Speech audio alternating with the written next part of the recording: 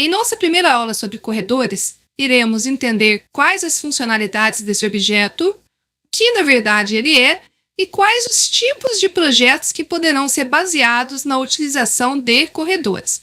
Além disso, vamos conhecer algumas ferramentas que serão oferecidas durante o curso a partir da aba contextual de corredores.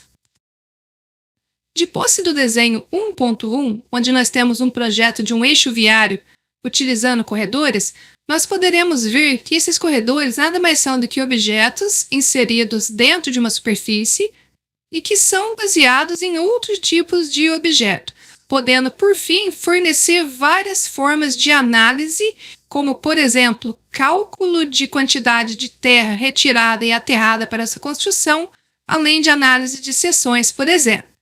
O que nós podemos ver também? Que todo corredor ele é baseado em linhas. Então, o que acontece? Essas linhas vão definir os corredores e essas partes roxas que vocês estão vendo aqui são as seções do corredor. Então, todo corredor vai ter uma seção que é chamada de assembly. Vejam que aqui eu tenho uma quantidade maior e algumas linhas que vão gerar a sua base, que são as feature lines. Essas linhas e seções são todas baseadas em outros objetos também.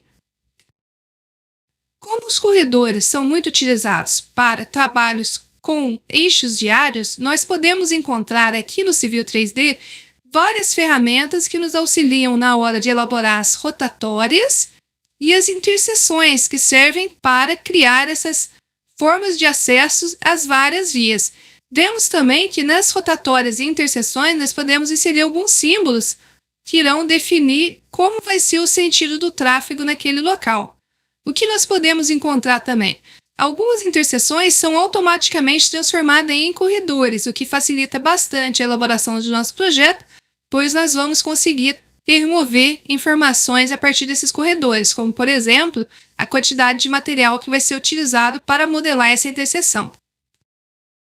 Para finalizar, nós podemos clicar aqui em um corredor e ver que ele nos fornece algumas informações em sua aba contextual das ferramentas que nós podemos utilizar, como as suas propriedades, as superfícies de corredores que podem ser criadas a fim de obter alguns cálculos de volume que ele pode criar para nós, as suas regiões, seus alvos, seções, ferramentas de visualização interessantíssimas como o Drive, por exemplo. Então, qualquer ferramenta que você queira trabalhar com corredor, você vai ter uma aba contextual exclusiva para ele, facilitando assim a seleção dessas ferramentas e seus usos.